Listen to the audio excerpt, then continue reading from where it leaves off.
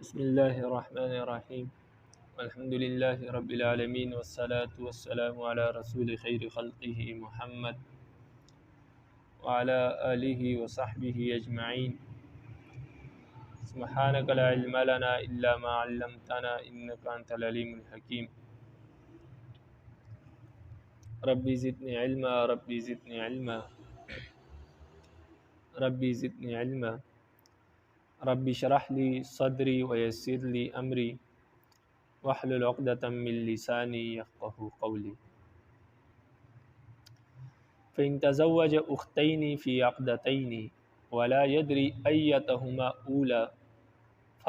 فرق بينه وبينهما لأن نكاح إحداهما باطل بيقين ولا وجه إلى التعيين لعدم الأولوية ولا إلى التنفيذ مع التجهيل لعدم الفائدة أو للضرر فتعين التفريق۔ یہاں سے مصنف رحمہ اللہ فرماتے ہیں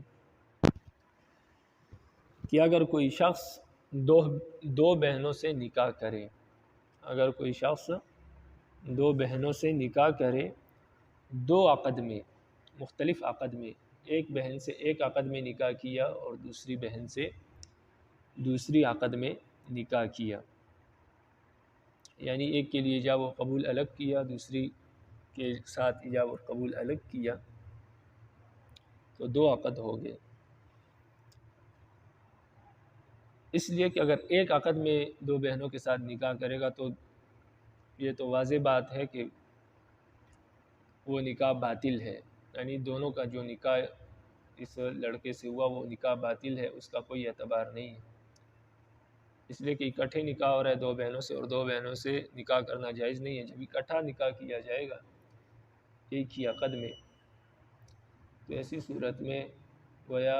اب معلوم نہیں ہے، کیونکہ اکٹھے ہوا ہے، اب ہم یہ نہیں کہہ سکتے کہ یہ اس سے پہلے ہوا اس سے بعد میں ہوا، کہ ایک کو جائز قرار دے دوسرے کو ناجائز، چونکہ اکٹھے ہوا ہے نکاح، جب اکٹھے ہوا ہے تو ایک ساتھ ہی دو بہنیں نکاح میں آئی ہے اور یہ جائز نہیں ہے، تو اس لیے یہ نکاح جو ہے یہ باطل ہے، یہ عقد باطل ہے۔ تو اس لیے یہاں پر فرمایا کہ دو عقدوں میں دو بہنوں سے نکاح کیا، چونکہ ایک عقد کے بارے میں کوئی شبہ نہیں ہے، کوئی شک نہیں ہے، وہ بالکل واضح مسئلہ ہے کہ اگر ایک عقد میں دو بہنوں سے نکاح کرے تو وہ عقد بھی باطل ہے، وہ نکاح بھی باطل ہے۔ اگر دو عقدوں میں دو بہنوں سے نکاح کیا تو جس بہن سے پہلے نکاح کیا ہے وہ نکاح تو درست ہے، جو دوسرا نکاح کیا ہے دوسری بہن سے بعد میں کیا، پہلے والے عقد کے بعد جو دوسرا عقد کیا ہے تو وہ نکاح اور وہ عقد باطل ہے، اس لیے کہ جب پہلے سے ایک بہن نکاح میں ہے، جس سے پہلے نکاح ہوا ہے، جب وہ نکاح میں آ گئی اب اس کی دوسری بہن سے نکاح کرنا جائز نہیں ہے جب تک وہ نکاح میں ہے۔ تو لہٰذا اگر دو عقد ہو تو جو عقد پہلے ہوا ہے، جس بہن سے پہلے نکاح ہوا ہے، ایجاب و قبول ہوا ہے، وہ نکاح میں رہے گی اور دوسرا عقد باطل ہے۔ لیکن صاحب کتاب نے جو مسئلہ ذکر کیا ہے وہ کچھ الگ ہے، وہ یہ ہے کہ دو بہنوں سے نکاح تو کیا ہے اور دو عقدوں میں کیا ہے، مختلف عقد کیے ہیں، ایک سے ایک وقت میں نکاح کیا پھر دوسری بہن سے نکاح کیا، لیکن ابھی اس کو خود یہ معلوم نہیں ہے، یہ بھول گیا ہے کہ کون سی بہن سے پہلے نکاح کیا تھا اور کون سی والی بہن سے بعد میں کیا تھا، اور لڑکیوں کو بھی علم نہیں ہے، یعنی کسی کو یہ علم نہیں ہے کہ پہلے نکاح کس بہن سے ہوا اور بعد میں نکاح کون سی بہن سے ہوا، اس لیے کہ اگر علم ہو تو آپ کو بتا دیا کہ پھر پہلے والا نکاح صحیح ہوگا، درست ہوگا، اور دوسرا عقد اور دوسرا جو نکاح ہے وہ باطل ہوگا۔ لیکن صورت مسئولہ یہ ہے کہ یہاں پر کسی کو یہ علم نہیں ہے کہ کون سی بہن سے پہلے نکاح ہوا کون سی بہن سے بعد میں ہوا، نہ دولہے کو علم ہے، نہ دلہن کو، نہ کوئی گواہ موجود ہے اس کا جس کو یہ معلوم ہو۔ تو ایسی صورت میں کیا کریں؟ فرماتے ہیں کہ ایسی صورت میں اس شخص کے اور ان دونوں بہنوں کے درمیان تفریق کر دی جائے گی، یعنی اس کے دونوں نکاحوں کو باطل قرار دیا جائے گا اور ان دونوں نکاحوں کو ختم کیا جائے گا، یعنی طلاق اس کی طرف سے گویا قاضی طلاق دے دے گا، نکاح کو فسخ کر دے گا۔ اس وجہ سے کہ یہ بات تو یقینی ہے کہ دونوں میں سے ایک نکاح جو ہے وہ تو باطل ہے، وہ نہیں ہوا۔ اب کون سا نہیں ہوا، کون سا ہوا ہے، تو یہ بھی معلوم نہیں ہے۔ ایک باطل ہے، ایک تو نہیں ہوا، ایک ہوا ہے، لیکن کون سا ہوا کون سا نہیں ہوا یہ معلوم نہیں ہے، اور ہم کسی ایک کو کے بارے میں نہیں کہہ سکتے کہ چلو یہ والا ٹھیک ہے اور یہ دوسرا نکاح جو ہے یہ نہیں ہوا ہے، اس لیے کہ ترجیح، کوئی سبب ترجیح موجود نہیں ہے جس کی بنا پر ہم ان دونوں نکاحوں میں سے کسی ایک نکاح، کسی ایک عقد کو ترجیح دے دے اور دوسرے کو مرجوع قرار دے دے۔ تو ایک نکاح باطل ہے اور ترجیح کی کوئی صورت، کوئی وجہ، کوئی سبب ہمارے پاس موجود نہیں ہے کہ ہم ایک کو ترجیح دے کر اس کو صحیح قرار دے دیں اور دوسرے کو باطل قرار دے دیں۔ تو جب ترجیح کی بھی کوئی صورت نہیں ہے اور ہم دونوں اور نافذ بھی نہیں کر سکتے دونوں نکاحوں کو، یعنی دونوں میں سے کسی ایک نکاح کو نافذ بھی نہیں کر سکتے اور ترجیح بھی نہیں دے سکتے۔ ترجیح تو اس لیے نہیں دے سکتے کہ ہمارے پاس کوئی وجہ ترجیح موجود نہیں ہے، کوئی سبب ترجیح موجود نہیں ہے، اور نافذ اس لیے نہیں کر سکتے کہ جہالت ہے، ہمیں معلوم نہیں ہے کہ کون سا صحیح ہے کون سا باطل ہے۔ ممکن ہے کہ ہم جو باطل نکاح ہے اس کو کہہ دے کہ چلو یہ والا ہوا ہے، جو صحیح ہوا تھا اصل میں اس کو باطل قرار دے دیں، تو جہالت کی وجہ سے ہم نافذ بھی نہیں کر سکتے اور کسی ایک کو ترجیح بھی نہیں دے سکتے۔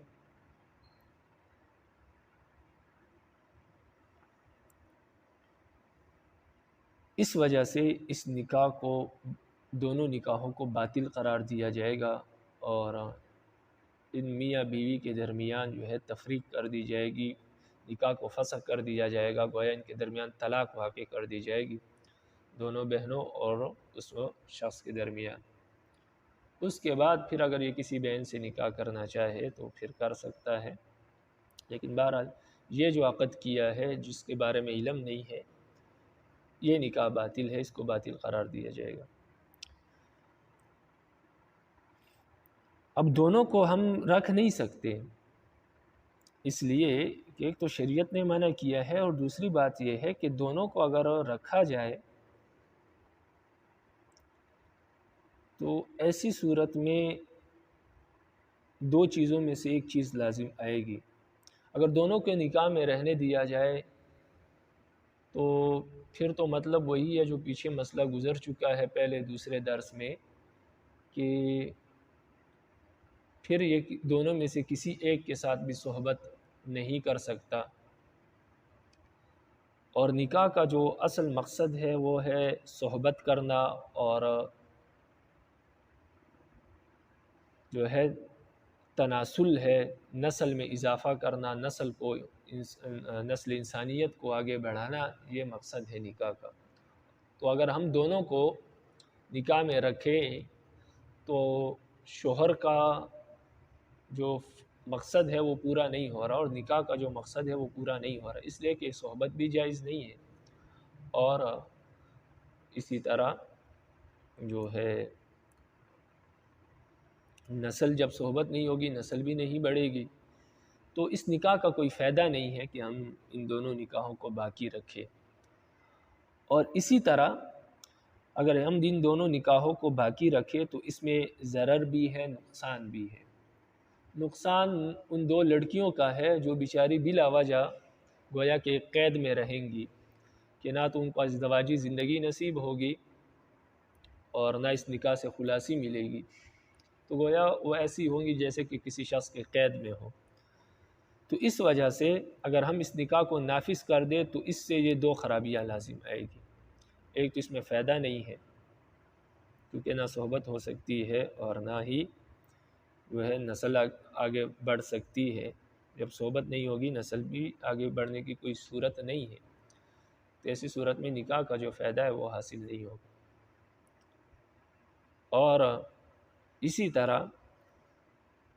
نقصان اس میں نقصان بھی ہے۔ نقصان یہ ہے کہ یہ دونوں لڑکیاں جو ہیں یہ بلا وجہ کی قید میں رہیں گی، کیونکہ نہ ازدواجی زندگی نصیب ہوگی اور نہ اس نکاح سے خلاصی نصیب ہوگی، تو گویا کہ ایک قید میں قیدی کی طرح زندگی گزار رہی ہے۔ اسی وجہ سے جب ان دونوں نکاحوں میں سے ایک نکاح باطل ہے اور ترجیح کی کوئی صورت موجود نہیں ہے اور نافذ ہم کر نہیں سکتے کسی دونوں میں سے کسی ایک نکاح کو، کیونکہ مجہول ہے، معلوم نہیں ہے کہ کون سا صحیح ہے اور کون سا باطل، اور اگر ہم نافذ کر دیں دونوں کو تو اس میں فائدہ نہیں ہے، اور اسی طرح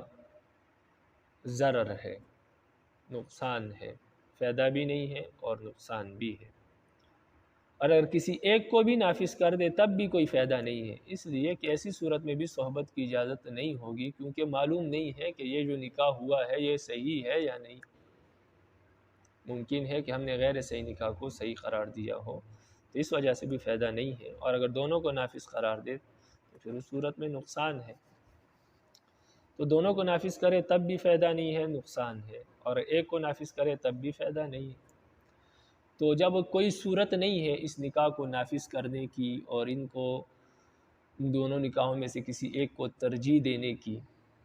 تو ایسی صورت میں اب ایک ہی حل باقی رہ گیا ہے اس کا، اور وہ یہ ہے کہ ان دونوں کے درمیان جدائی کر دی جائے، تفریق کر دی جائے۔ جب ان دونوں کے درمیان جدائی کر دی گئی تو اب ان دونوں لڑکیوں کو نصف مہر ملے گا، یعنی جو مہر ان کے لیے مقرر کیا تھا، مثال کے طور پر اگر 1,00,000 روپے مقرر کیے تھے دونوں میں سے ہر ایک کے لیے، تو ایسی صورت میں جو ہے اگر لڑکی کا نکاح ہو جائے اور اس کو خلوت صحیحہ سے پہلے طلاق واقع ہو جائے، خلوت سے پہلے طلاق ہو جائے اس کو، تو نصف مہر ملتا ہے۔ تو اگر دونوں میں سے ہر ایک لڑکی کے لیے 1,00,000 روپے مقرر کیے تھے اور چونکہ یہاں پر نکاح باطل تھا اس لیے قاضی نے طلاق واقع کر دی، جدائی کر دی، تو گویا اب جس کا نکاح صحیح ہے اس لڑکی کو ایک آدھا مہر تو ملے گا، یعنی 50,000 ملیں گے۔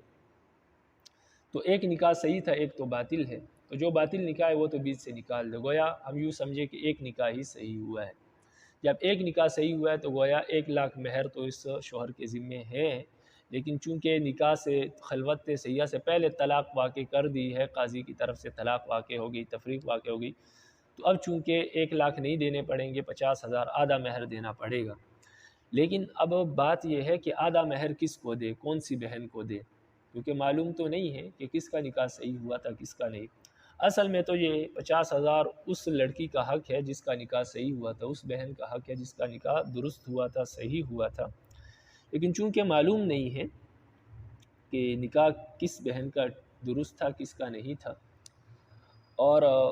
بات وہی ہے کہ یہاں پر بھی کوئی ترجیح کی صورت نہیں ہے کہ ہم کسی ایک بہن کو ترجیح دے دے کہ چلو اس کا نکاح درست ہوا تھا، آدھا مہر اس کے حوالے کر دیتے ہیں۔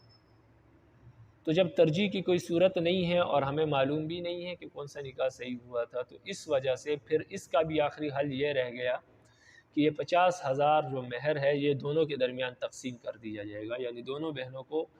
آدھا مہر دے دیا جائے گا، یعنی 50,000، کیونکہ ایک نکاح صحیح ہوا تھا، جو کہ ایک نکاح کا جو مہر ہے وہ 1,00,000 تھا، تو 1,00,000 کا جو نصف ہے وہ 50,000 ہے، تو 50,000 دونوں بہنوں کو دے دیا جائے گا، وہ دونوں آپس میں تقسیم کر لیں گے، یعنی 25,000 دونوں کو دے دیے جائیں گے۔ تو اس طرح اس نکاح کا جو حل ہے آخری وہ اس طرح نکلے گا کہ نکاح دونوں فاسد کر دیے جائیں گے، دونوں ختم کر دیے جائیں گے، طلاق واقع کر دی جائے گی، اور نصف مہر دونوں بہنوں کو دے دیا جائے گا جو دونوں کے درمیان تقسیم ہوگا، یعنی 25,000 ایک کو، 25,000 دوسری کو۔ تو یہ تو ہو گیا یہ مسئلہ۔ اب صاحب کتاب ایک ضعیف قول ذکر کر رہے ہیں کہ بعض لوگوں نے یہ بھی کہا ہے کہ اس لڑکی کو مہر ان کو تب دیا جائے گا جب ان میں سے ہر ایک لڑکی یہ دعویٰ کرے کہ اس کا نکاح درست تھا، تو اس کو مہر دیا جائے گا۔ اگر ایک لڑکی دعویٰ کرتی ہے کہ میرا نکاح درست تھا اور دوسری یہ دعویٰ نہیں کرتی، تو پھر جو دعویٰ کرتی ہے اس کو نصف مہر دیا جائے گا۔ یہ مسئلہ وہی ہے جو پہلے گزر چکا، یہ صرف بعض لوگوں کا قول ہے جو صاحب ہدایت ذکر کر رہے ہیں۔ تو کہتے ہیں کہ ہر ایک کو دعویٰ کرنا ضروری ہے تب مہر ملے گا، تو جو دعویٰ کر رہی ہے اس کو مہر دیا جائے گا، اور جو دعویٰ نہیں کرتی اس کو مہر نہیں ملے گا۔ تو ایک صورت تو یہ ہے کہ ان دونوں لڑکیوں میں سے ہر ایک لڑکی دعویٰ کرے کہ اس کا نکاح درست تھا، پہلے اس سے نکاح ہوا تھا، تو تب ان کو پھر نصف مہر ملے گا جو یہ دونوں آپس میں تقسیم کریں گی۔ اور یا یہ دونوں دعویٰ تو نہ کرے کہ ان کا نکاح پہلے ہوا تھا، یعنی دونوں میں سارے یہ دعویٰ نہ کرے کہ ان کا نکاح پہلے ہوا تھا، لیکن آپس میں اس بات پر اتفاق کر لے اور صلح کر لے کہ چلے آپ ہمیں نصف مہر دے دے، ہم دونوں نصف مہر پر راضی ہے، ہم آپس میں تقسیم کر لیں گے۔ یعنی چونکہ حق تو ایک کا ہے لیکن چلو اس نے دوسری کے ساتھ صلح کر لی ہے، کیونکہ جہالت ہے اس وجہ سے صلح کر لی ہے، تو اس وجہ سے فرماتے ہیں کہ دوسری بہن کو مہر مل سکتا ہے، اگر نہ اصل میں ایک کا حق ہے تو یا تو دونوں دعویٰ کرے تب مہر ملے گا، تو اگر کوئی ایک دعویٰ نہیں کرتی دوسری دعویٰ کرتی ہے تو جو دعویٰ کرتی ہے اس کو ملے گا، اور یا پھر یہ ہے کہ دونوں آپس میں اتفاق کر لیں نصف مہر پر کہ چلو ایک کا حق ہے لیکن چلو ہم آپس میں بانٹ لیں گے، اتفاق کرتے ہیں کیونکہ جہالت ہے، مجہول ہے، پتہ نہیں ہے کس کا حق ہے، اس وجہ سے چلو ہم آپس میں اتفاق کر لیں۔ تو بعض لوگ کہتے ہیں کہ اگر اتفاق نہ کرے آپس میں آدھے مہر پر یا دعویٰ نہ کرے تو ایسی صورت میں ان کو مہر نہیں ملے گا، لیکن یہ بعض لوگوں کا قول ہے، اصل مسئلہ وہی ہے، دعویٰ کرے یا نہ کرے، اتفاق کرے یا نہ کرے، یہ ایک شریعت کا حق ہے جو ان کو شریعت نے دیا ہے، یہ ہر صورت میں ان کو مل کر رہے گا، لیکن جہالت ہے، معلوم نہیں ہے کہ کس کا حق ہے، اس وجہ سے دونوں کے درمیان تقسیم کر دیا جائے گا۔ تو اب آپ کتاب کو دیکھیں، فرماتے ہیں فَإِن تَزَوَّجَ أُخْتَيْنِ فِي عَقْدَتَيْنِ وَلَا يَدْرِ أَيَّتُهُمَا أُولَى، فرماتے ہیں اگر کوئی شخص دو بہنوں سے دو عقدوں میں نکاح کرے اور اس کو یہ معلوم نہیں ہے کہ ان دونوں میں سے کس کے ساتھ پہلے نکاح ہوا ہے، یعنی کس کے ساتھ پہلے نکاح کیا اس نے، تو اس کو یہ معلوم نہیں ہے اور کوئی دوسرا گواہ بھی نہیں ہے اس بات کا، تو ایسی صورت میں فُرِّقَ بَيْنَهُ وَبَيْنَهُمَا، اس شخص کے درمیان اور ان دونوں لڑکیوں کے درمیان یعنی دونوں بہنوں کے درمیان تفریق کر دی جائے گی، جدائی ڈال دی جائے گی، طلاق واقع کر دی جائے گی، یعنی ان کا یہ نکاح ختم کر دیا جائے گا دونوں بہنوں سے۔ کیوں؟ لِأَنَّ نِكَاحَ إِحْدَاهُمَا بَاطِلٌ بِيَقِينٍ، اس لیے کہ ان دونوں بہنوں میں سے ایک کا نکاح تو یقیناً باطل ہے، وَلَا وَجْهَ إِلَى التَّعْيِينِ لِعَدْمِ الْأَوْلَوِيَّةِ، اور کسی ایک کی تعیین کرنے کی کوئی صورت موجود نہیں ہے وجہ ترجیح کے نہ ہونے کی وجہ سے، ہم کسی ایک کو متعین نہیں کر سکتے اس لیے کہ کوئی وجہ ترجیح موجود نہیں ہے، لعدم الاولویت، کوئی وجہ ترجیح کے نہ ہونے کی وجہ سے، ولا الی التنفیذ مع الجہل، اور اسی طرح نافذ بھی نہیں کر سکتے جہالت کی وجہ سے، لعدم الفائدہ، اس وجہ سے کہ کوئی فائدہ نہیں ہے، نکاح کو نافذ کرنے کا کوئی فائدہ نہیں ہے، فائدہ وہی ہے کہ نسل چلے، اگر ہم دونوں کو نافذ کر دے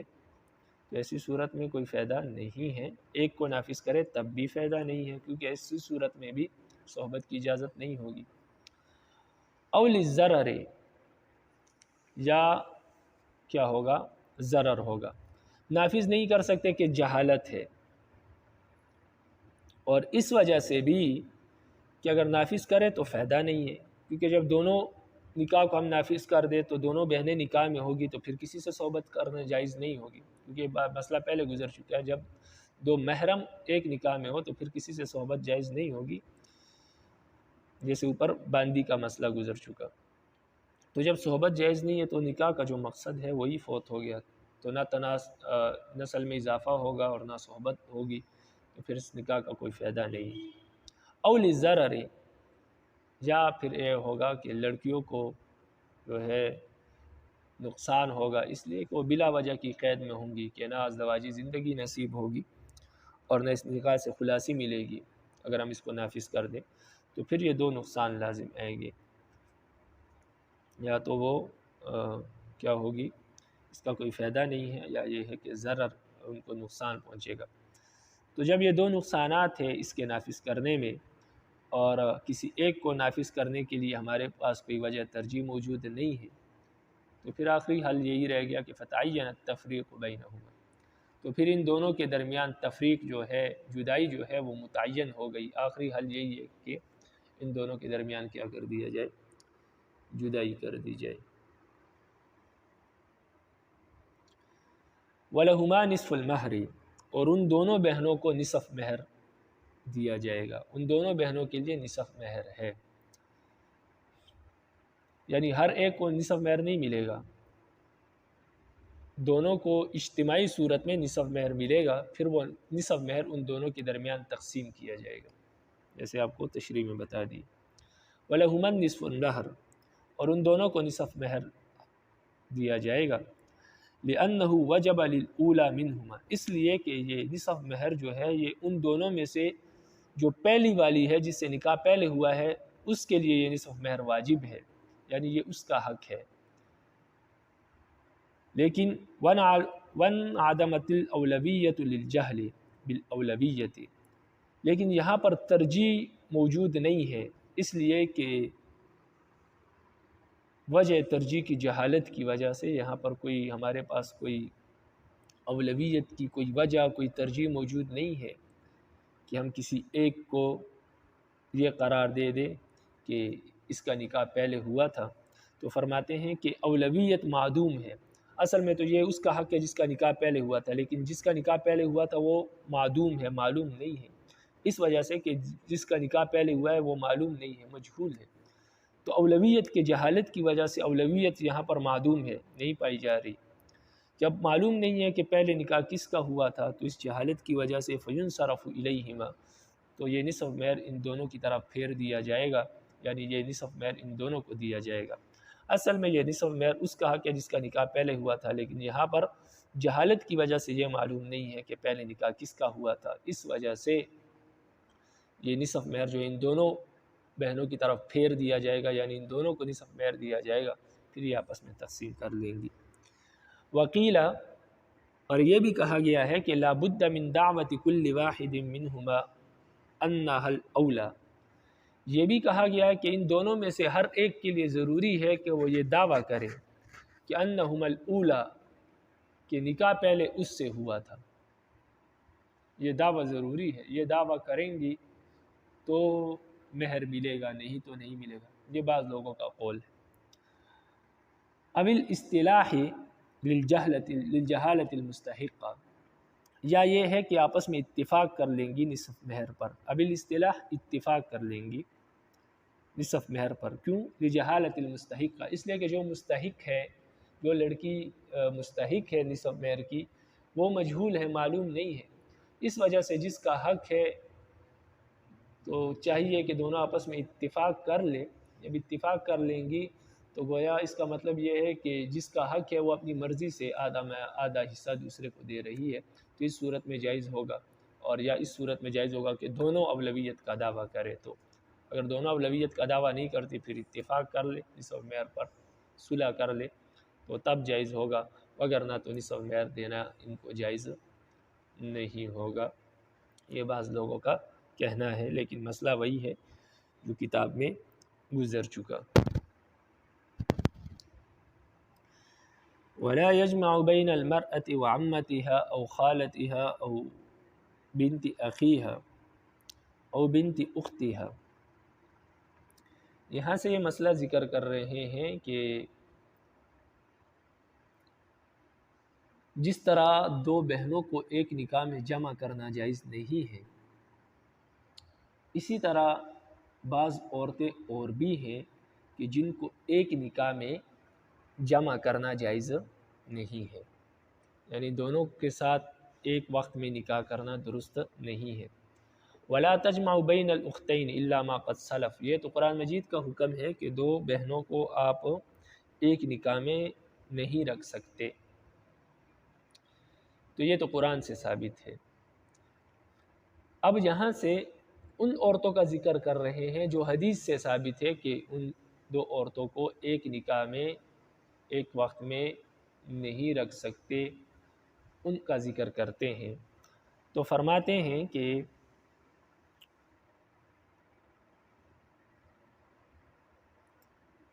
پھوپھی اور بھتیجی کو ایک نکاح میں جمع نہیں کر سکتے، اسی طرح لڑکی اور اس کی خالہ کو، یعنی بانجی اور خالہ کو ایک نکاح میں جمع نہیں کر سکتے، یعنی ایک شخص خالہ اور بانجی دونوں سے نکاح کرے ایک ہی وقت میں، دونوں اس کے نکاح میں ہو، تو یہ درست نہیں۔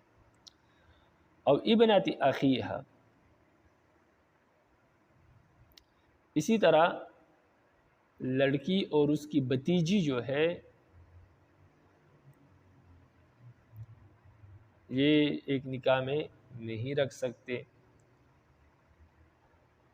اسی طرح لڑکی اور اس کی جو بانجی ہے اس کو ایک نکاح میں نہیں رکھ سکتے۔ یہ گویا الٹ کر دیا، پہلے یہ کہا کہ لڑکی اور اس کی پھوپھی کو ایک نکاح میں اور لڑکی اور اس کی خالہ کو ایک نکاح میں نہیں رکھ سکتے، اسی طرح لڑکی اور اس کی بھتیجی، یعنی یہ لڑکی پھوپھی ہو اور بعد میں اس کی بھتیجی سے شادی کی جائے تو یہ بھی درست نہیں ہے۔ اسی طرح لڑکی اور بعد میں اس کی بانجی، یعنی یہ اس کی خالہ ہو اور بعد میں اس کی بانجی سے شادی کی جائے، یہ بھی درست نہیں ہے۔ اسی طرح پھوپھی پہلے ہو نکاح میں، بعد میں بانجی سے بھتیجی سے شادی کی جائے تو یہ بھی درست نہیں ہے، یا خالہ پہلے سے نکاح میں ہو اور بعد میں بانجی سے نکاح کیا جائے تو یہ بھی درست نہیں ہے۔ تو اس لیے یہ الٹ بھی فرما دیا کہ لڑکی اور اس کی پھوپھی، لڑکی اور اس کی خالہ اس کو ایک نکاح میں جمع نہیں کر سکتی، اسی طرح لڑکی اور اس کی بھتیجی، یعنی اب یہ لڑکی کیا ہو گئی، پھوپھی ہو گئی، اور اسی طرح لڑکی اور اس کی بانجی، اب یہ لڑکی کیا ہو گئی، خالہ ہو گئی، تو لڑکی اور اس کی بانجی کو ایک نکاح میں نہیں رکھ سکتے، یعنی نکاح جس سے بھی پہلے کیا جائے تو پھر دوسری سے نکاح کرنا جائز نہیں ہوگا۔ دلیل کیا ہے؟ تو دلیل نبی علیہ السلام کی حدیث ہے کہ لا تنکح المرأة علی عمتها ولا علی خالتها، پھوپھی کے ہوتے ہوئے لڑکی سے نکاح نہ کیا جائے، یعنی کسی کی پھوپھی اگر نکاح میں ہے تو پھر اس لڑکی سے نکاح نہ کیا جائے جس کی پھوپھی آپ کی نکاح میں ہو۔ ولا علی خالتها، اسی طرح لڑکی اگر نکاح میں ہے تو اس لڑکی کے خالہ سے نکاح نہ کیا جائے، یعنی لڑکی کی پھوپھی پر نکاح نہ کیا جائے اس لڑکی سے، اور لڑکی کے خالہ پر اس سے نکاح نہ کیا جائے، یعنی پھوپھی اور خالہ پہلے سے نکاح میں ہے اور لڑکی سے نکاح کیا جائے تو یہ درست نہیں ہے، جائز نہیں۔ ولا علی بنت اخیہا ولا بنت اختہا، اسی طرح لڑکی اور اس لڑکی کی اس سے شادی نہ کی جائے اس کی بھتیجی پر اور نہ اس کی بانجی پر، یعنی یہ لڑکی پہلے سے نکاح میں ہے، بعد میں اس کی بھتیجی سے شادی کی جائے تو گویا یہ پھوپھی پہلے سے نکاح میں ہے اور بعد میں اس کی بھتیجی پہلے سے نکاح میں ہے، بعد میں اس کی پھوپھی سے شادی کی جائے تو یہ بھی درست نہیں ہے۔ اسی طرح بانجی پہلے سے نکاح میں ہے اور بعد میں اس کی خالہ سے شادی کی جائے، یہ بھی درست نہیں ہے۔ تو اس حدیث کا یہ مطلب ہے۔ اسی طرح دونوں طرف سے اس حدیث کو بیان کیا کہ پہلے پھوپھی خالہ کا ذکر کیا، پھر جو ہے بھتیجی اور بانجی کا ذکر کیا، یعنی جو بھی پہلے نکاح میں ہو تو دوسری سے نکاح کرنا جائز نہیں، چاہے پھوپھی پہلے نکاح میں ہو یا بھتیجی پہلے نکاح میں ہو، اسی طرح خالہ پہلے نکاح میں ہو یا بانجی پہلے نکاح میں ہو، تو اگر کسی ایک سے نکاح ہوا ہے تو پھر دوسری سے نکاح نہیں کر سکتے۔ آگے ایک سوال ہے، فرماتے ہیں کہ قرآن مجید میں تو صرف اتنا ہے کہ دو بہنوں کو ایک نکاح میں جمع نہیں کر سکتے، باقی آگے مزید تفصیل تو نہیں ہے، تو یہ جو آپ نے حدیث پیش کی ہے تو یہ تو حدیث خبر واحد ہے، اور خبر واحد کے ذریعے سے قرآن مجید کے کسی حکم پر زیادتی کرنا جائز نہیں ہے۔ یہ اصول آپ اصول فقہ میں پڑھ چکے ہوں گے کہ قرآن مجید کا کوئی حکم ہو، اگر قرآن مجید نے جتنا حکم دیا ہے اتنے پر ہی انسان کو کاربند رہنا چاہیے، اسی کے مطابق عمل کرنا چاہیے۔ اگر اس حکم کے متعلق اس میں کچھ اضافہ اگر حدیث کر دے تو دیکھا جائے گا کہ اگر وہ حدیث خبر متواتر ہے یا خبر مشہور ہے تو پھر تو وہ اضافہ بھی قرآن مجید کے ساتھ ملا دیا جائے گا اور اس پر بھی عمل کیا جائے گا۔ لیکن اگر وہ اضافہ خبر واحد کے ذریعے سے ہو تو پھر اس پر عمل نہیں کیا جائے گا، خبر واحد کے ذریعے قرآن مجید میں اضافہ نہیں کیا جائے گا۔ تو قرآن مجید نے صرف 2 بہنوں کا ذکر کیا، باقی پھوپھی اور بتیجی اور خالہ اور بانجی کا قرآن نے ذکر نہیں کیا کہ ان کو بھی ایک نکاح میں جمع نہیں کر سکتے۔ تو لہٰذا فرماتے ہیں کہ پھر آپ کا یہ مسئلہ درست نہیں ہے، کیونکہ یہ قرآن مجید پر اضافہ ہے خبر واحد کے ذریعے، اور قرآن مجید پر اضافہ خبر واحد کے ذریعے درست نہیں ہے۔ تو صاحب ہدایہ اس کا جواب دیتے ہیں اور فرماتے ہیں کہ یہ خبر واحد نہیں ہے، یہ خبر مشہور ہے، اور خبر مشہور کے ذریعے سے قرآن مجید پر اضافہ کرنا جائز ہے۔ تو لہٰذا جب یہ خبر مشہور ہے اور اس خبر مشہور سے یہ بات ثابت ہوتی ہے کہ جس طرح 2 بہنوں میں نکاح کرنا، 2 بہنوں کو ایک نکاح میں اکٹھے رکھنا جائز نہیں، اسی طرح پھوپھی اور بتیجی اور بانجی اور خالہ کو بھی ایک نکاح میں اکٹھے رکھنا جائز نہیں ہے۔ اور خبر واحد کے ذریعے سے جب خبر مشہور کے ذریعے سے یہ مسئلہ ثابت ہو رہا ہے تو پھر اس مسئلے پر بھی عمل کیا جائے گا، تو چونکہ خبر مشہور کے ذریعے قرآن مجید پر زیادتی کرنا جائز ہے۔ اور خبر مشہور کسے کہتے ہیں یہ آپ اصول حدیث میں پڑھ چکے ہوں گے، جس کو 1-2 صحابہ نے روایت کیا ہو اور پھر بعد میں کثیر تابعین نے روایت کیا ہو، جن کا جھوٹ پر جمع ہونا محال ہو۔ فرماتے ہیں کتاب کو دیکھیں، فرماتے ہیں وَلَا يَجْمَعُ بَيْنَ الْمَرْأَةِ وَعَمَّتِهَا أَوْ خَالَتِهَا أَوْ بِنْتِ أَخِيهَا أَوْ بِنْتِ أُخْتِهَا۔ فرماتے ہیں کہ لڑکی اور اس کی پھوپھی کو ایک نکاح میں جمع نہ کیا جائے، یا اسی طرح لڑکی اور اس کی خالہ کو ایک نکاح میں جمع نہ کیا جائے، یا لڑکی اور اس کی بتیجی کو جمع نہ کیا جائے ایک نکاح میں، یا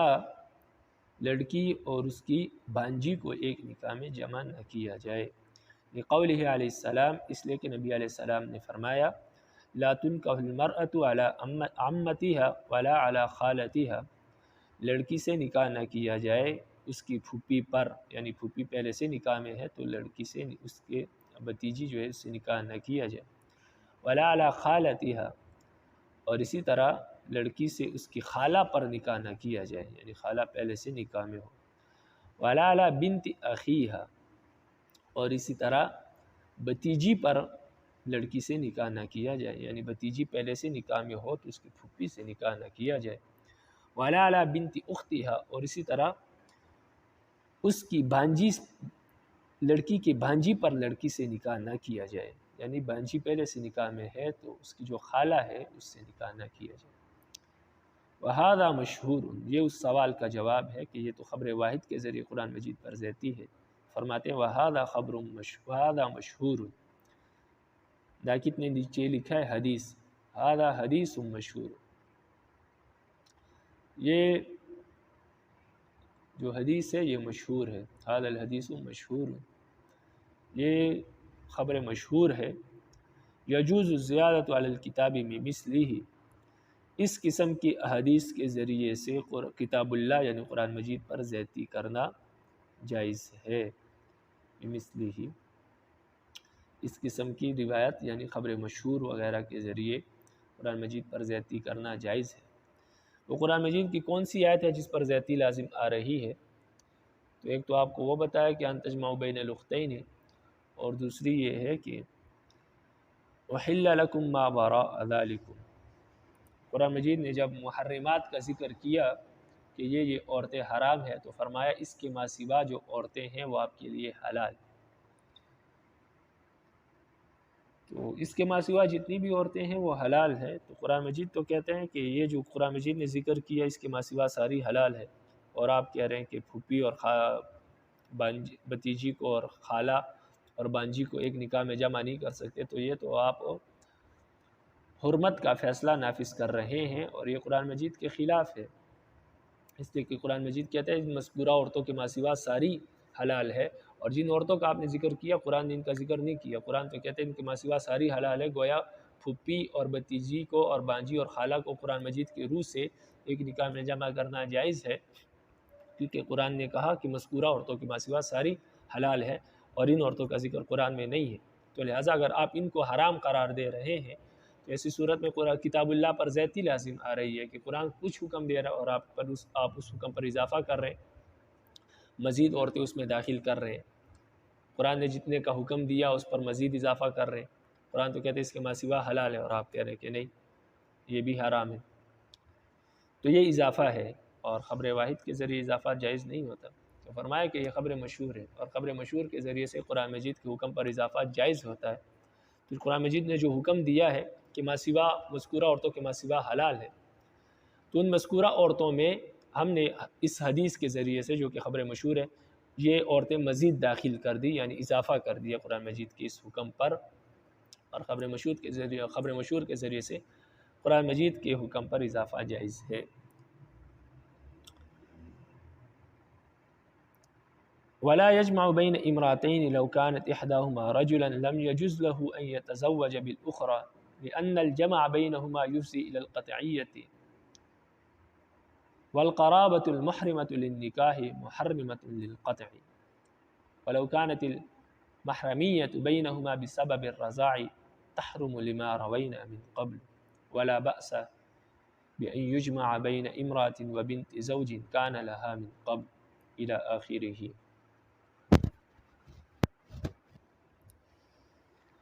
یہاں سے صاحب ہدایہ رحمہ اللہ ایک اصول بیان کر رہے ہیں، چونکہ اب ہر ایک عورت کو گننا کہ اس عورت کو اس عورت کے ساتھ جمع نہیں کر سکتے ایک نکاح میں، تو اس طرح اس مسئلے میں بہت ہی زیادہ طول آ جائے گا،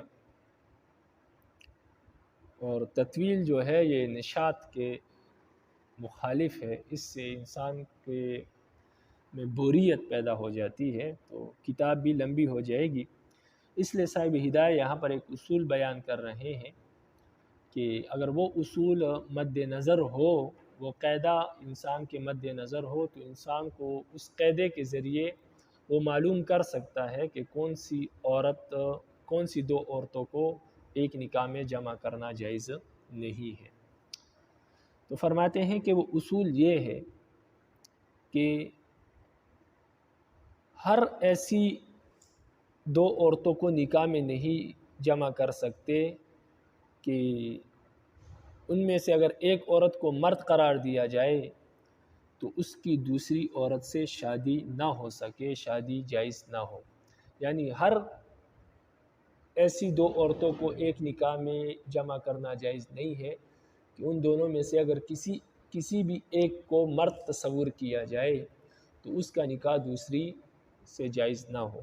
مثال کے طور پر دو بہنیں ہیں، ان میں سے اگر ایک کو مرد تصور کیا جائے تو ان کا آپس میں نکاح نہیں ہو سکتا، اس لیے کہ دونوں آپس میں بہن بھائی ہیں، جب بہن بھائی ہے تو ان کا آپس میں نکاح جائز نہیں ہے۔ اسی طرح ماموں ہے اور بانجی ہے، خالہ ہے اور بانجی ہے، دونوں میں سے کسی ایک کو اگر مرد تصور کیا جائے، مثال کے طور پر خالہ کو اگر مرد تصور کیا جائے تو خالہ کو مرد تصور کیا جائے تو گویا وہ ماں کی بہن ہو جائے گی، ماں والدہ کا بھائی ہوگا تو وہ ماموں بن گیا، ماموں اور بانجی کا نکاح درست نہیں ہے۔ بانجی کو اگر آپ مرد تصور کریں تو ایسی صورت میں یہ بانجی ہے اور وہ اس کی بانجا ہے اور وہ اس کی خالہ ہو جائے گی، تو بانجے اور خالہ کا آپس میں نکاح درست نہیں ہے۔ تو ہر وہ دو عورتیں کہ اگر ان میں سے ایک کو مرد تصور کیا جائے تو ان کا آپس میں نکاح جائز نہ ہو، تو ایسی دو عورتوں کو ایک نکاح میں جمع کرنا یا ایک شخص سے نکاح کرنا ایسی دو عورتوں کا ایک وقت میں جائز نہیں ہے، جبکہ ایک اس کے نکاح میں ہو پہلے سے تو دوسری عورت کا اس شخص سے نکاح کرنا جائز نہیں ہے۔ اور ان دونوں عورتوں کا آپس میں ایسا رشتہ ہو کہ دونوں میں سے اگر کسی ایک کو مرد تصور کیا جائے تو اس کا دوسرے سے نکاح جائز نہ ہو، تو ایسی دو عورتوں کا کسی ایک شخص سے ایک وقت میں شادی کرنا جائز نہیں ہے۔ فرماتے ہیں کیوں جائز نہیں ہے؟ کہتے ہیں اس لیے کہ ایسی دو عورتوں کا ایک نکاح میں جمع ایسی دو عورتوں کو اگر ایک نکاح میں جمع کیا جائے تو یہ قطعیت کو کیا کر دیتا ہے؟ قطع رحمی کو ختم کر دیتا ہے۔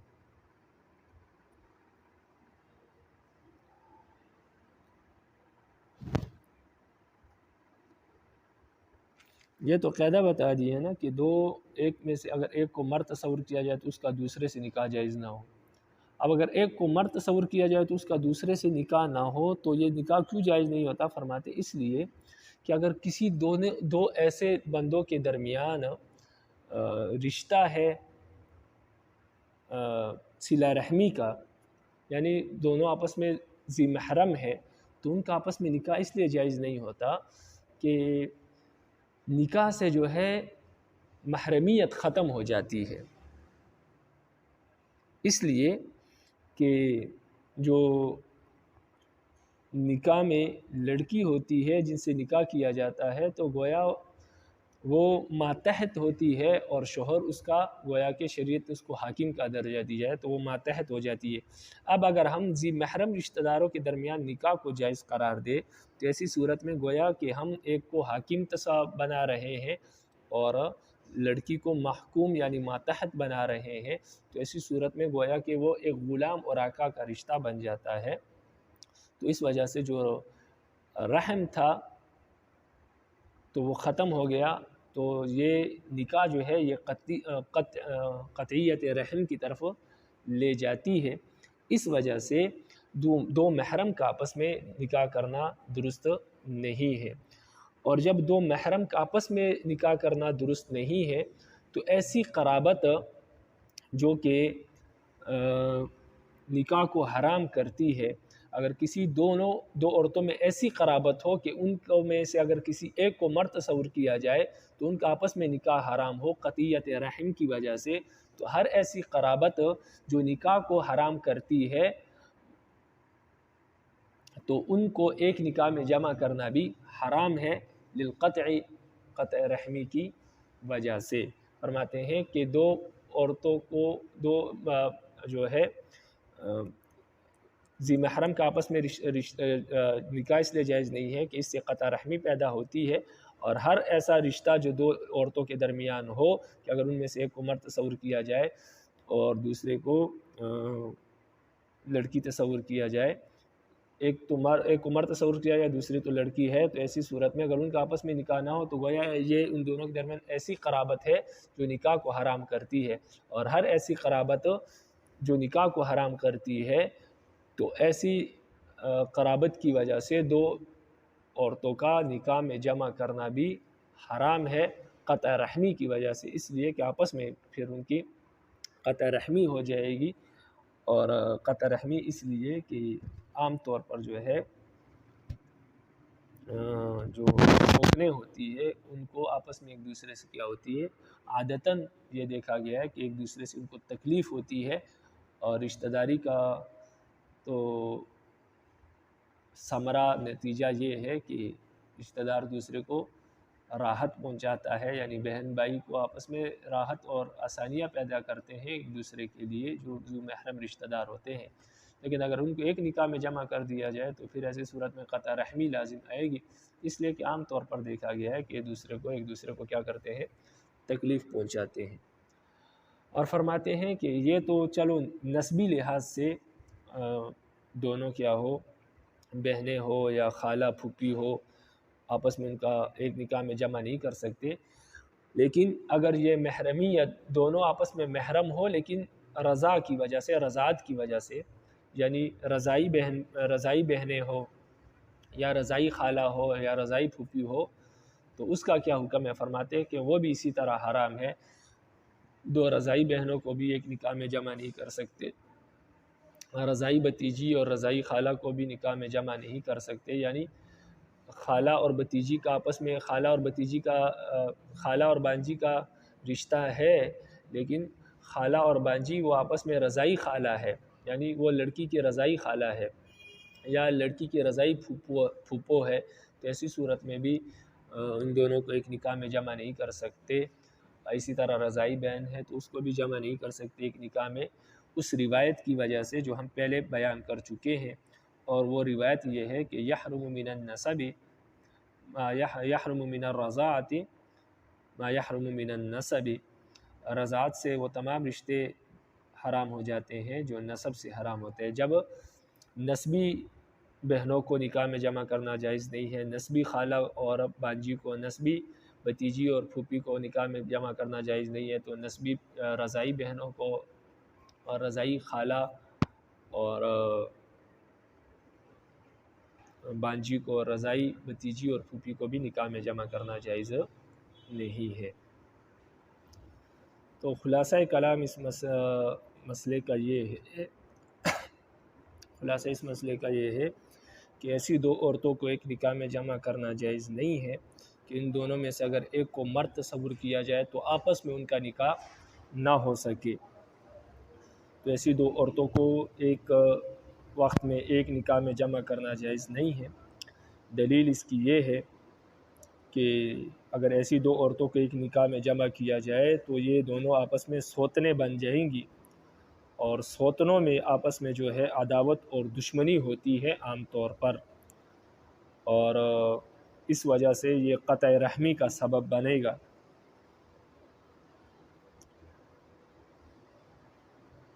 تو جب یہ قطع رحمی کا سبب بنے گا اور قطع رحمی جو ہے وہ حرام ہے، لہٰذا جو چیز قطع رحمی کا سبب بنتی ہے وہ بھی حرام ہے۔ تو قطع رحمی کا سبب یہ ہے کہ ان دونوں کو ایک نکاح میں جمع کیا جائے، تو جب قطع رحمی حرام ہے تو قطع رحمی کا یہ جو سبب ہے کہ دونوں کو ایک نکاح میں جمع کرنا، تو یہ بھی حرام ہوگا اسی طرح۔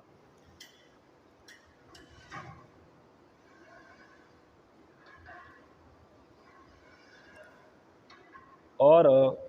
جو قرابت نکاح کو حرام کرنے والی ہے، جس قرابت سے نکاح حرام ہوتا ہے،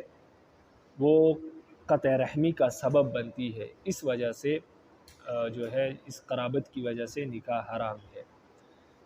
یعنی ہر وہ قرابت جو نکاح کو حرام کرتی ہے اس کی اصل وجہ یہ ہے کہ اس سے قطع رحمی لازم آتی ہے، اس وجہ سے صاحب ہدایہ نے اس وجہ سے فرمایا والقرابۃ المحرمۃ للنکاح محرمۃ للقطع محرمۃ للقطع، وہ قرابت جو نکاح کو حرام کرتی ہے وہ حرام قرار دی گئی ہے قطع رحمی کی وجہ سے، تو اس کا آپس میں جو نکاح ہے وہ قطع رحمی کی وجہ سے حرام ہے اور کسی وجہ سے نہیں۔ تو اب آپ عبارت کو لے کے فرماتے ہیں وَلَا يُجْمَعُ بَيْنَ امْرَأَتَيْنِ لَوْ كَانَتْ إِحْدَاهُمَا رَجُلًا لَمْ يَجُزْ لَهُ أَن يَتَزَوَّجَ بِالْأُخْرَى، اور ایسی دو عورتوں کو نکاح میں جمع کرنا جائز نہیں ہے اگر ان دونوں میں سے کسی ایک کو مرد تصور کیا جائے تو اس کا نکاح جائز نہ ہو دوسرے کے ساتھ، اس کا شادی کرنا دوسرے کے ساتھ جائز نہ ہو، لِأَنَّ الْجَمْعَ بَيْنَهُمَا يُفْضِي إِلَى الْقَطْعِيَّةِ، اس لیے کہ ان دونوں کو جمع کرنا یہ قطع رحمی کی طرف لے جائے گا۔ والقرابۃ المحرمۃ للنکاح محرمۃ للقطع، اور جو قرابت نکاح کو حرام کرتی ہے وہ حرام ہے قطع رحمی کی وجہ سے، اس کو حرام قرار دیا ہے قطع رحمی کی وجہ سے۔ ولو كانت المحرمیۃ بینہما بسبب الرضاع تحرم، اگر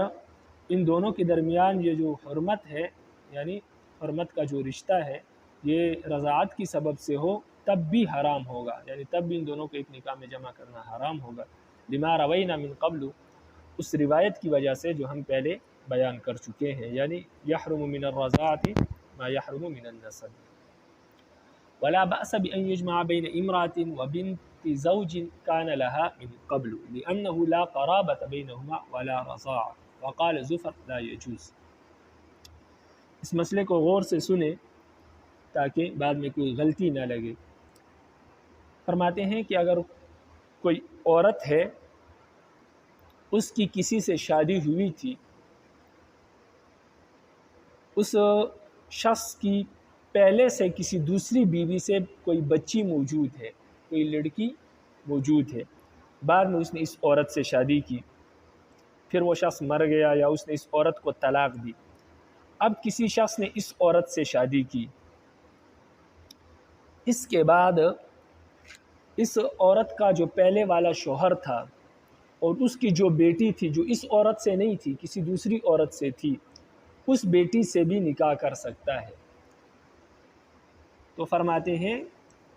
کہ جمع کرنا جائز ہے، یعنی کوئی حرج نہیں ہے کہ انسان شادی کرے ایک عورت سے اور پھر اس عورت کا جو شوہر ہے پہلے والا اس کی بیٹی سے بھی شادی کر سکتا ہے، یعنی اس کی بیٹی جو کہ اس عورت سے نہیں کسی دوسری عورت سے ہے تو اس سے بھی شادی کر سکتا ہے۔ تو اس لیے کہ ان دونوں عورتوں کے درمیان، یعنی اس لڑکی اور اس عورت کے درمیان کوئی رشتہ نہیں ہے، یہ آپس میں کوئی رشتہ داری نہیں ہے ان کی، یعنی وہ لڑکی اس عورت کی کچھ بھی نہیں لگتی، اس کے پہلے والے شوہر کی بیٹی ہے، باقی اس کا کوئی ذی محرم نہیں ہے، کوئی محرم رشتہ دار نہیں ہے اس کی، اور اسی طرح کوئی رضاعت کا سلسلہ بھی نہیں ہے، یعنی کوئی رضائی بیٹی بھی نہیں ہے یا اس کا دودھ پیا ہو، تو ایسا بھی کوئی سلسلہ نہیں ہے۔ جب نہ رضائی رشتہ ہے اور نہ ہی کوئی محرم والا رشتہ ہے، تو نہ کوئی رحم والا رشتہ ہے اور نہ ہی رضاعت والا رشتہ ہے، تو ایسی صورت میں جب نہ کوئی قرابت ہے نہ رضاعت ہے تو ان دونوں کو ایک نکاح میں جمع کرنا جائز ہے۔ امام ظفر رحمہ اللہ فرماتے ہیں کہ نہیں، ان دونوں کو ایک نکاح میں جمع کرنا جائز نہیں ہے۔ وہ فرماتے ہیں اس وجہ سے کہ آپ نے قاعدہ بیان کیا کہ ہر ان دو عورتوں کو ایک نکاح میں جمع نہیں کر سکتے کہ اگر ان میں سے ایک کو مرد تصور کیا جائے تو اس کا دوسری لڑکی سے شادی درست نہ ہو، نکاح درست نہ ہو۔ تو اب آپ یہاں پر دیکھیں کہ اگر اس لڑکی کو جو اس شوہر کی پہلی والی بیوی سے لڑکی تھی اس کو اگر آپ مرد تصور کرے اور اس عورت کو، یہ تو عورت ہے، اس کو مرد تصور کرے تو اس لڑکے کا نکاح جس کو آپ نے مرد تصور کیا ہے اس کا نکاح اس عورت سے جائز نہیں ہے، اس لیے کہ یہ عورت اس کے والد کی منکوحہ رہ چکی ہے، تو گویا اپنے والد کی بیوی سے نکاح کرنا جائز نہیں ہے۔ اور یہ قرآن مجید کی آیت سے ثابت ہے، جن آیات میں محرمہ عورتوں کا ذکر ہے اس میں اس کا بھی ذکر ہے کہ اپنے والد کی جو بیوی ہے اس سے بھی نکاح کرنا جائز نہیں ہے۔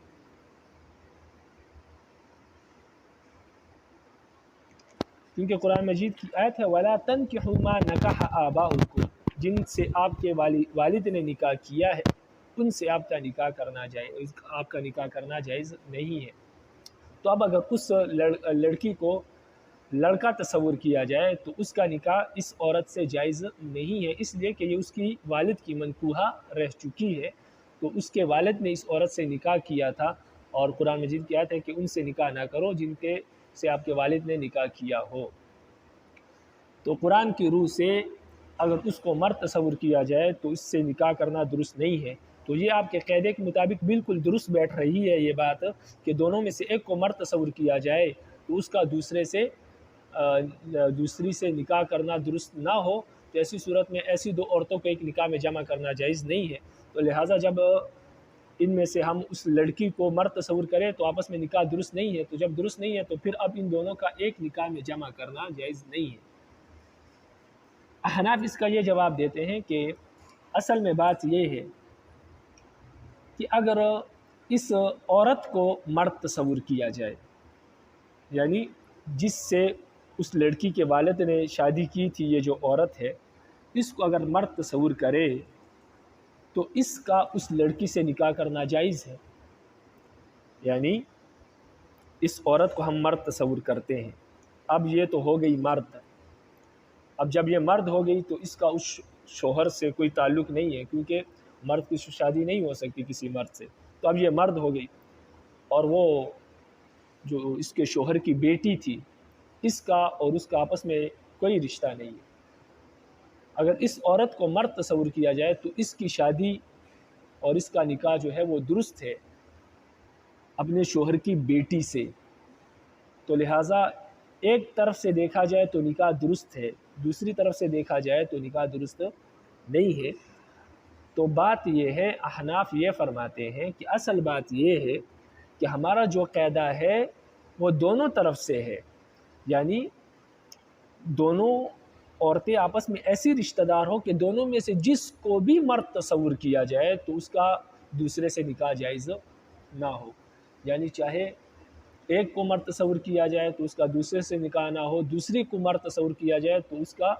اس سے نکاح نہ ہو۔ لیکن یہاں پر ہمارا قاعدہ درست نہیں بیٹھتا، اس لیے کہ ہم نے کہا دونوں میں سے کسی کو بھی مرد تصور کیا جائے تو نکاح کرنا درست نہ ہو، لیکن یہاں پر اگر ایک کو مرد تصور کیا جائے تو دوسری سے نکاح درست نہیں ہے، لیکن اگر دوسری کو مرد تصور کیا جائے یعنی لڑکی کو مرد تصور کیا جائے تو اس صورت میں نکاح جائز ہے۔ تو لہٰذا یہ بات ہمارے قاعدے کے مطابق درست نہیں بیٹھ رہی، یہ بات ہمارے قاعدے کے مطابق درست نہیں ہے، اس لیے کہ ہماری شرط ہے قاعدے میں کہ ہر جانب سے نکاح درست نہ ہو، چاہے جس کو بھی مرد تصور کیا جائے، لیکن یہاں پر ایسا نہیں ہے، تو لہٰذا یہ ہمارے قاعدے میں نہیں آتی۔ تو لہٰذا جب یہ بات ہمارے قاعدے کے مطابق درست نہیں بیٹھ رہی تو لہٰذا ایسی صورت میں ان کا آپس میں ان ایسی عورتوں کو ایک نکاح میں ان دونوں کو ایک نکاح میں جمع کرنا جائز ہوگا۔ ہم نے جو بات کی تھی کہ ایک کو مرد تصور کیا جائے دوسرے سے نکاح درست نہ ہو، تو وہ قاعدہ یہ ہے کہ دونوں میں سے جس کو بھی مرد تصور کیا جائے نکاح درست نہ ہو، لیکن یہاں پر ایسا نہیں ہے۔ تو کتاب کو دیکھیں، فرماتے وَلَا بَأْسَ بِأَن يُجْمَعَ بَيْنَ امْرَأَةٍ وَبِنْتِ زَوْجٍ كَانَ لَهَا مِنْ قَبْلُ، فرماتے ہیں کہ کوئی حرج نہیں ہے کہ جمع کیا جائے ایک عورت کو اور اس کے شوہر کی بیٹی کو جو اس کا شوہر پہلے تھا، یعنی پہلے والے شوہر کی بیٹی کو اور اس کو، لیکن وہ بیٹی کسی اور بیوی سے ہو، اس کی نہ ہو۔ لِأَنَّهُ لَا قَرَابَةَ بَيْنَهُمَا وَلَا رَضَاءَ، اس لیے کہ ایسی صورت میں ان دونوں کے درمیان نہ کوئی رشتہ داری ہے اور نہ کوئی رضاعت کا رشتہ ہے۔ وقال زفر، اور امام زفر رحمہ اللہ فرماتے لا یجوز، جائز نہیں ہے ان دونوں کا ایک نکاح میں جمع کرنا۔ لِأَنَّ بِنْتَ الزَّوْجِ لَوْ قَدَّرْتَهَا ذَكَرَ لَا يَجُوزُ لَهُ التَّزَوُّجُ بِامْرَأَةِ أَبِيهِ، فرماتے ہیں اگر شوہر کی بیٹی کو آپ مرد تصور کرے تو جائز نہیں ہے اس کا شادی کرنا اپنے والد کی بیوی کے ساتھ، ایسی صورت میں تو پھر نکاح جائز نہیں ہوتا ان دونوں کا آپس میں۔ قلنا، ہم کہتے ہیں امرأۃ الاب لو صورتها ذکر جاز له التزوج بهذه، ہم فرماتے ہیں اگر والد کی بیوی کو یعنی اس عورت کو اگر آپ صورتها آپ ذکر آپ مرد تصور کرے، یعنی والد کی بیوی کو اگر آپ مرد تصور کرے تو ایسی صورت میں جائز ہے